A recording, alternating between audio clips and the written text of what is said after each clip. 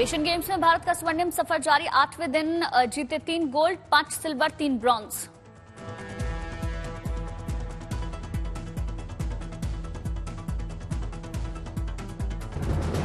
Shooting में पुरुष team trap event में भारत को गोल्ड। कायन चेन्नई, जोरावर सिंह संधू और पृथ्वीराज टोडाईमन की तिकड़ी ने गोल्ड दिलाया।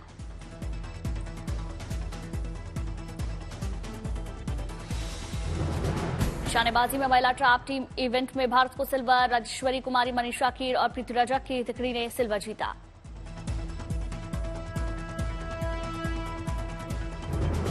भारतीय शूटर कायन चेन्नई ने जीता ब्रॉन्ज। व्यक्तिगत स्पर्धा में भारत को ब्रॉन्ज दिलाया।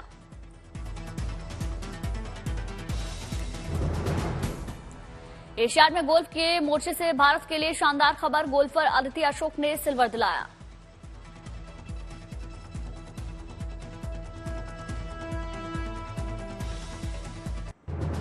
केंद्रीय खेल मंत्री अनुराग ठाकुर ने भारत के शानदार प्रदर्शन पर खुशी जताई। ट्वीट कर भारतीय खिलाड़ियों को बधाई दी। एशियाई खेलों में भारत का शानदार प्रदर्शन। 13 गोल्ड, 19 सिल्वर, 17 ब्रॉन्ज के साथ 49 मेडल अपने नाम।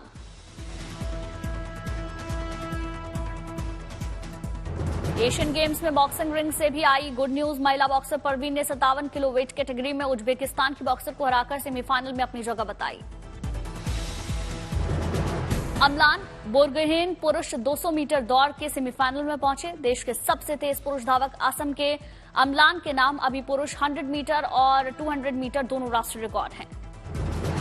महिला हॉकी में भारत ने साउथ कोरिया से मैच बराबरी पर किया खत्म। 1-1 गोल से मैच हुआ ड्रॉ। सेमीफाइनल में जगह पक्की।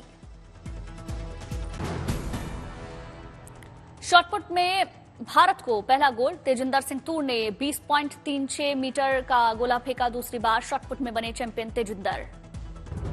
एथलेटिक्स से आई एक और अच्छी खबर। 3000 मीटर स्टीपल चेज में अविनाश साबले ने दिलाया गोल्ड। एशियन गेम्स में यह भारत का पहला ट्रैक एंड फील्ड गोल्ड। भारतीय महिला बॉक्सर निखत जरीन को मिला ब्रॉन्ज। सेमीफाइनल में 50 किलोग्राम वर्ग में थाईलैंड की बॉक्सर से हारी निखत। मिक्स डबल स्क्वॉश में भारत का दबदबा। पूल ए में दीपिका पल्लिकल और हरिंदर पाल सिंह संधू की जोड़ी ने दक्षिण कोरिया की जोड़ी को 22वें मिनट में हराया। स्क्वॉश में पुरुष एकल में महेश मनगावंकर अंतिम 32 में जीते। फिलीपींस के जोनाथन रेयस को 11-8, 11-4 और 11-2 से हराया।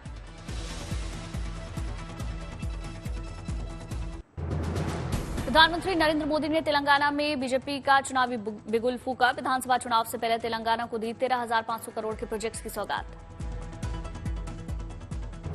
पीएम मोदी ने वीडियो कॉन्फ्रेंसिंग के जरिए हैदराबाद रायचूर ट्रेन सेवा को हरी झंडी दिखाई। नागपुर विजयवाड़ा सड़क परियोजनाओं की आधारशिला रखी।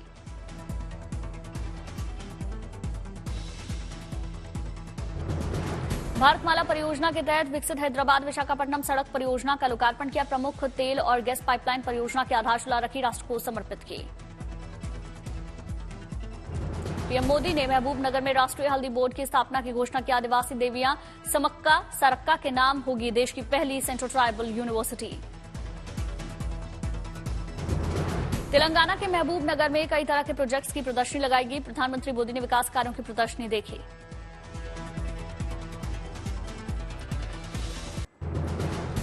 महबूबनगर में प्रधानमंत्री नरेंद्र मोदी की विशाल जनसभा। कहा तेलंगाना के लोगों ने बदलाव का अपना इरादा कर लिया पक्का।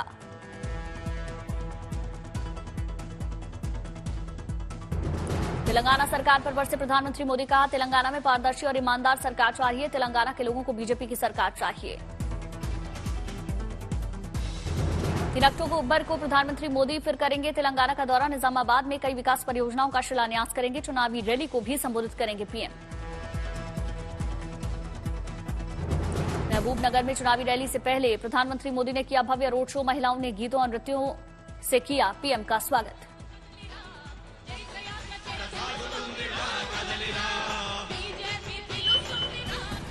प्रधानमंत्री के रोड शो में उमड़ा जनसैलाब। पीएम ने हाथ हिलाकर लोगों का अभिवादन स्वीकार किया।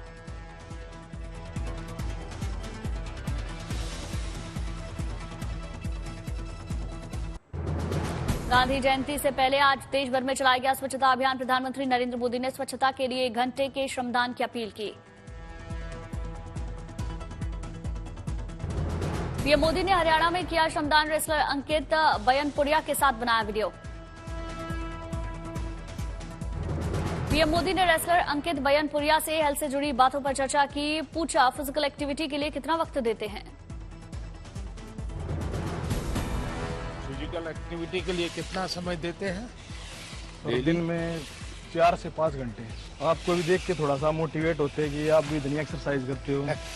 मैं ज्यादा एक्सरसाइज नहीं करता, लेकिन रोजमर्रा के दिन के लिए जितना चाहिए, लेकिन मैं डिसिप्लिन फॉलो करता हूँ। पीएम मोदी के आह्वान पर गोवा के सीएम प्रमोद सावंत ने स्वच्छता अभियान में हिस्सा लिया। हाउसिंग बोर्ड जंक्शन में सफाई कर लोगों को जागरूक किया। अहमदाबाद में गृह मंत्री अमित शाह ने श्रमदान किया। लोगों को स्वच्छता को लेकर संदेश दिया।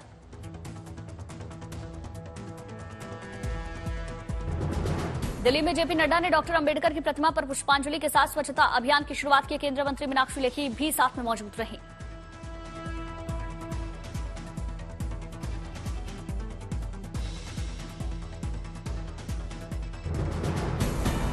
कल गांधी जयंती है। प्रधानमंत्री जी ने लाल किले के प्राचीर से स्वच्छता का आह्वान किया। दिल्ली में स्वच्छता अभियान में शामिल हुए केंद्रीय मंत्री धर्मेंद्र प्रधान झाड़ू लगाकर स्वच्छता का संदेश दिया। दिल्ली में एनडीआरएफ के जवानों ने स्वच्छ भारत अभियान में हिस्सा लिया। दिल्ली के अलग अलग कोनों में जाकर सफाई की।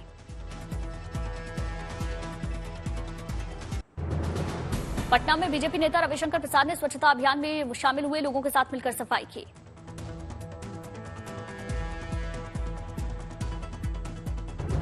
अहमदाबाद में गुजरात के मुख्यमंत्री भूपेंद्र पटेल भी स्वच्छता अभियान में शामिल हुए लोगों के साथ मिलकर लगाई झाड़ू। लोकसभा अध्यक्ष ओम बिरला ने राजस्थान के कोटा में स्वच्छता ही सेवा अभियान में हिस्सा लिया। केंद्रीय मंत्री पीयूष गोयल मौजूद रहे।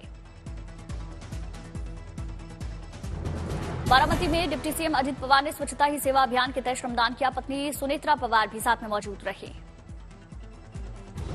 ओडिशा के सेंट आर्टिस्ट सुदर्शन पटनायक ने पुरी के बीच पर बनाया स्वच्छता ही सेवा का सेंट स्कल्पचर। लोगों को स्वच्छता के प्रति प्रेरित किया। सीतापुर में चक्र तीर्थ नैमिषारण्य धाम में मुख्यमंत्री आदित्यनाथ ने विशेष पूजा की। श्रमदान कर स्वच्छता का संदेश दिया।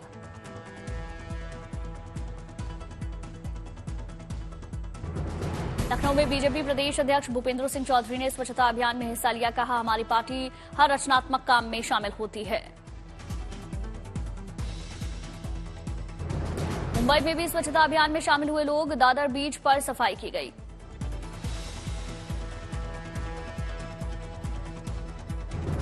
मुंबई में मुख्यमंत्री शिंदे भी स्वच्छता अभियान में शामिल हुए लोगों के साथ मिलकर सफाई की। हैदराबाद के नलाकुंटा में प्रदेश बीजेपी अध्यक्ष किशन रेड्डी बने स्वच्छता अभियान का हिस्सा। लोगों के साथ मिलकर श्रमदान किया।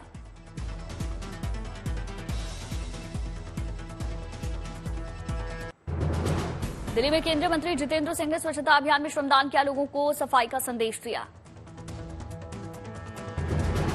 दिल्ली में केंद्रीय मंत्री अश्विनी वैष्णव ने स्वच्छता अभियान में हिस्सा लिया। रेलवे बोर्ड और उत्तर रेलवे के अधिकारी भी शामिल हुए।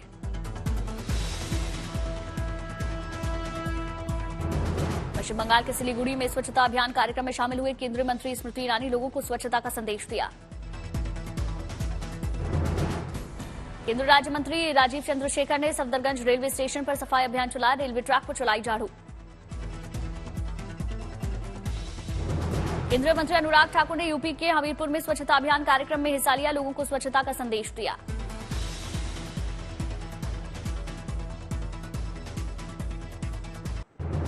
तेल कंपनियों ने 209 रुपए बढ़ाई कमर्शियल एलपीजी सिलेंडर की कीमत। आज से दिल्ली में 1731 रुपए 50 पैसे में मिलेगा 19 किलोग्राम का सिलेंडर। आज से लागू हुआ जन्म और मृत्यु पंजीकरण अधिनियम 2023। स्कूलों में भर्ती, ड्राइविंग लाइसेंस, पासपोर्ट और आधार सहित कई कामों के लिए सिंगल डॉक्यूमेंट का इस्तेमाल किया जा सकेगा। आज से महंगा हुआ ऑनलाइन गेम खेलना। ई गेमिंग, कैसीनो, घुड़सवारी जैसे गेम्स पर लगेगी 28% जीएसटी। वित्त मंत्रालय ने जारी किया नोटिफिकेशन। सोर्स पर टैक्स कलेक्शन के नए नियम आज से लागू। विदेश में खर्च एक वित्तीय वर्ष में 7 लाख से अधिक होने पर देना होगा टैक्स। आरबीआई ने बढ़ाई 2000 के नोट बैंक में जमा करने की तारीख। अब 7 अक्टूबर तक बैंकों में जमा करवा सकते हैं नोट। तमिलनाडु के नीलगिरी में विभिन्न राज्यों के 160 पेंटर्स ने मिलकर बनाया रिकॉर्ड। 160 मीटर लंबे कैनवास पर 120 मिनट में बनाई पेंटिंग। घाटी में शांति को बढ़ावा देने के लिए कश्मीर शिक्षा विभाग ने शांति यात्रा का आयोजन किया। विभिन्न जिलों से गुजरती हुई यात्रा गांधरबल पहुंची। उधमपुर में 84 साल के बुजुर्ग ने किया कमाल और सौर ऊर्जा और ई कचरे का इस्तेमाल करके ई साइकिल बनाई।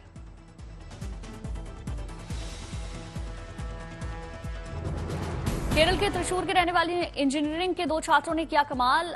आपकी हैंडराइटिंग में होमवर्क पूरा करने वाली मशीन बनाई।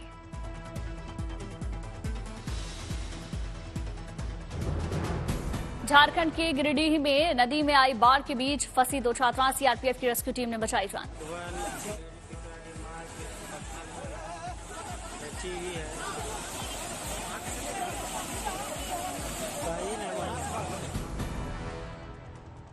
महाराष्ट्र के अकोला में वंचित बहुजन अघाड़ी के अध्यक्ष प्रकाश अंबेडकर ने लोकसभा चुनाव को लेकर घोषणा की। उनकी पार्टी 2024 में 48 लोकसभा सीटों पर चुनाव लड़ेगी।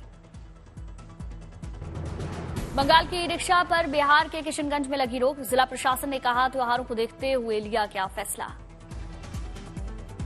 दिल्ली में 2 दिवसीय भाषा शिखर सम्मेलन का शुभारंभ समारोह में केंद्रीय मंत्री धर्मेंद्र प्रधान ने शिरकत की।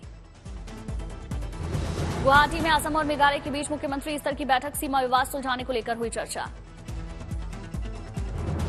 मुकरोर हिंसा की जांच को लेकर असम और मेघालय सरकार में सहमति बनी। हिंसा की जांच सीबीआई से कराने का फैसला।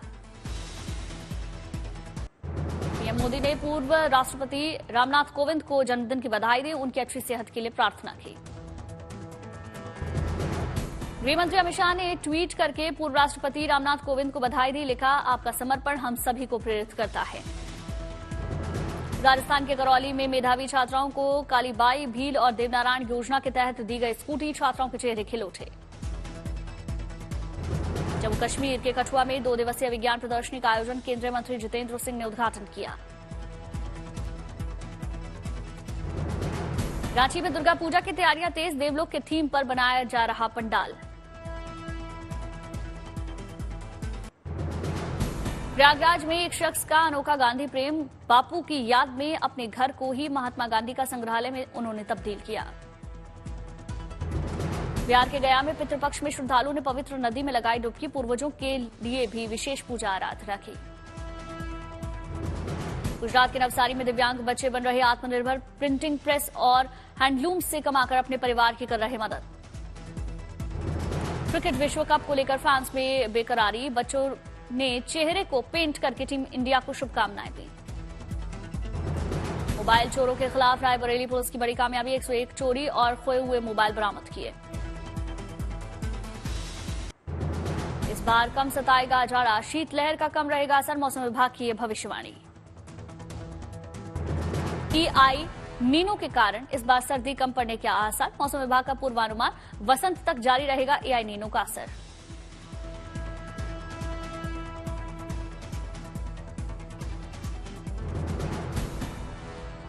इस बार 94% दर्ज की गई मानसून की बारिश। सामान्य से 6% कम हुई बारिश। मौसम विभाग का अनुमान अक्टूबर में सामान्य से ऊपर ही रहेंगे अधिकतम और न्यूनतम तापमान।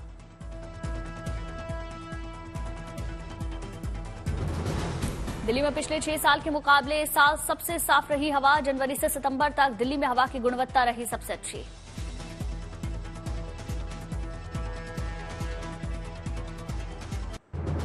हिमाचल सरकार ने आपदा पीड़ितों के लिए विशेष राहत पैकेज का ऐलान किया। 4,500 करोड़ रुपए के पैकेज की घोषणा की। हिमाचल आपदा में जिन लोगों के मकान टूटे उन्हें मिलेंगे 7 लाख रुपए। भूमिहीनों को मकान के लिए दी जाएगी जमीन। भारी बारिश के चलते पानी बिहार का दरभंगा शहर। जगह जगह सड़कों पर पानी भरा। हालांकि उमस भरी गर्मी से लोगों को राहत मिली। पुणे के देहू में 2 स्कूली छात्रों को आम लोगों ने बचाया। इंद्रायणी नदी में डूब रहे थे छात्र।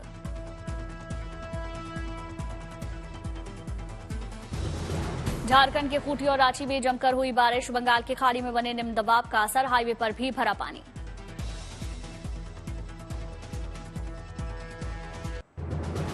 असम के गुवाहाटी में मूसलाधार बारिश, शहर के कई इलाके पानी पानी। गुवाहाटी में सड़कों पर पानी भरने से यातायात की रफ्तार सुस्त हुई, पैदल लोगों का चलना हुआ दूभर। बिहार की स्मार्ट सिटी भागलपुर टापू में तब्दील हुई, बारिश से जलमग्न हुए शहर। भागलपुर में सफाई और जल निकासी की सुविधा होने से परेशानी बढ़ी, लोगों के घरों में पानी भरा। गिरिडीह में पानी के तेज बहाव में फंसी 2 स्कूली छात्राएं, सीआरपीएफ के जवानों ने ग्रामीणों की मदद से दोनों को बाहर निकाला। अमेरिका में टला शटडाउन का खतरा, अमेरिकी कांग्रेस ने डेमोक्रेटिक के समर्थन से पारित किया फंडिंग बिल। डेमोक्रेटिक पार्टी की बहुमत वाली सीनेट ने 88-9 की बहुमत से प्रस्ताव को मंजूरी दी।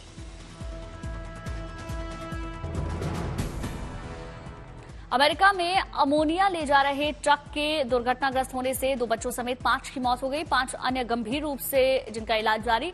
इलिनॉय में हादसे के बाद फैला 4000 gallon ammonia. New York governor Kathy Hochul ने भारी बारिश और बाढ़ को बताया जलवायु परिवर्तन का नतीजा, लोगों को न्यू नॉर्मल मानने की सलाह दी। पीपुल्स रिपब्लिक ऑफ चाइना की 74वीं वर्षगांठ पर आज बीजिंग के तियानमेन चौराहे पर भव्य झंडोत्तोलन कार्यक्रम का आयोजन, चीन की पीपुल्स लिबरेशन आर्मी ने दी झंडे को सलामी। रूस ने यूक्रेनी हथियार डिपो को तबाह करने का दावा किया, रूस ने हथियार और गोला बारूद ले जा रही यूक्रेनी ट्रेन को भी तबाह करने की बात कही। रूसी सेना की गतिविधियों पर नजर रखने के लिए लिथुआनिया में निगरानी विमानों की तैनाती करेगा नेटो के मुताबिक गठबंधन सीमा के करीब पहली बार 2 निगरानी विमान उड़ान भरेंगे। स्विट्जरलैंड की राजधानी बर्न में जुटे 60,000 से ज्यादा प्रदर्शनकारी जलवायु परिवर्तन की चुनौतियों से निपटने के लिए कड़ी नीतियों की मांग को लेकर प्रदर्शन किया। आवास के अधिकार की मांग को लेकर पुर्तगाल में हजारों लोगों का प्रदर्शन, राजधानी लिस्बन समेत देश भर के 24 शहर प्रदर्शन में शामिल हुए। पेरिस फैशन वीक में दिखा हैरान कर देने वाला नजारा, हर्मेस कंपनी के कैटवॉक में घुसा प्रदर्शनकारी के हाथों से दर्शक ने तख्ती छीनी। तेल अवीव की सड़कों पर यहूदी त्योहार सुकोट की छुट्टियों के पहले दिन हजारों लोगों का प्रदर्शन, न्यायिक बदलाव योजना के खिलाफ आवाज बुलंद की।